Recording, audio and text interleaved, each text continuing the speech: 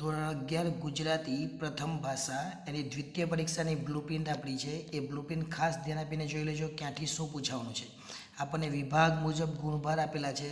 વિભાગ એની અંદર 9 માર્ક્સનું પૂછાશે, બીની અંદર 9 માર્ક્સનું, સી વ્યાકરણ વિભાગ એ 12 માર્ક્સનો, ત્યાર પછી 8 માર્ક્સનો ડી છે અને ઈ પણ આપણને 12 માર્ક્સનો, એટલે ટોટલ 50 માર્ક્સનો આપણા ટોટલ 5 વિભાગ થયેલા છે. જોઈએ પહેલાં પદ્ય વિભાગમાં શું પૂછાય.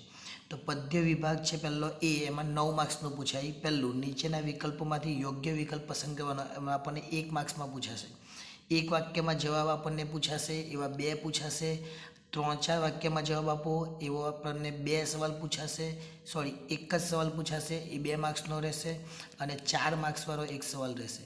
એટલે એક વિકલ્પ, 2 એક વાક્યમાં જવાબ, 3-4 વાક્યવાળો 1 એના 2 માર્ક્સ અને 4 માર્ક્સવાળો 1. એટલે તમે જોઈ શકો એક વિકલ્પ છે, એક 2 વાક્યવાળા 2 છે, 2 માર્ક્સવાળો 1 અને 4 માર્ક્સવાળો 1. આ પદ્યમાંથી પૂછાશે.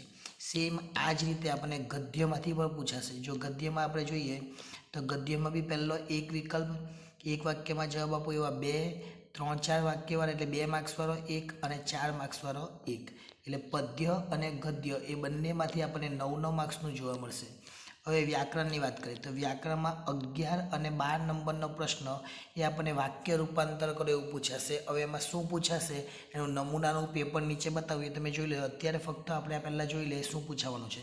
ત્યાર પછી વાક્ય પરિવર્તન કરો. પહેલું વાક્ય રૂપાંતર છે, એમાં 2 માર્ક્સ છે, એટલે 11 અને 12 નંબરનો પ્રશ્ન. 13 અને 14 નંબરનો પ્રશ્ન વાક્ય પરિવર્તન આપણે એક પેપર પર જોઈ લઈશું નમૂનાનું, એટલે આપણને ખબર પડી જશે.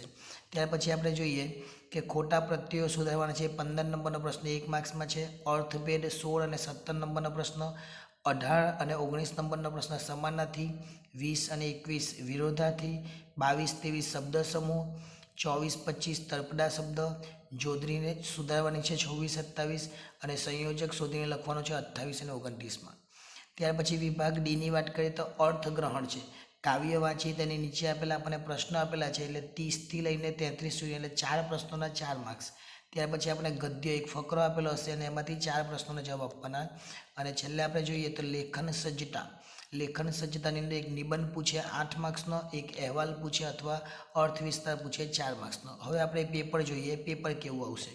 તો આપણે સૌપ્રથમ પહેલાં પેપર જોઈએ. દ્વિતીય જે પરીક્ષા છે એનું ગુજરાતીની પ્રથમ ભાષાનું પેપર કેવું આવશે.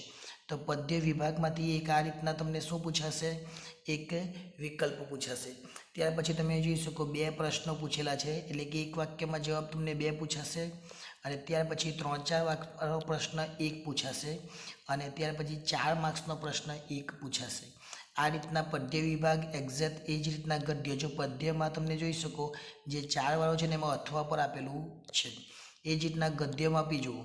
ગદ્યમાં પહેલો એક વિકલ્પ, બીજા 2 એક વાક્યમાં જવાબ, ત્યાર પછી જો જે 2 માર્ક્સવાળો એક પ્રશ્ન અને જે 4 માર્ક્સવાળો એક પ્રશ્ન છે એ 2માંથી 1 લખવાનો આવશે.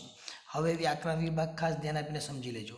વાક્ય રૂપને પહેલાં ભાવે વાક્ય બનાવો એક પૂછાય, બીજું એક કર્તરી વાક્ય બનાવો, આવું કાઉન્સમાં આપેલું એવું આપણને પૂછાશે.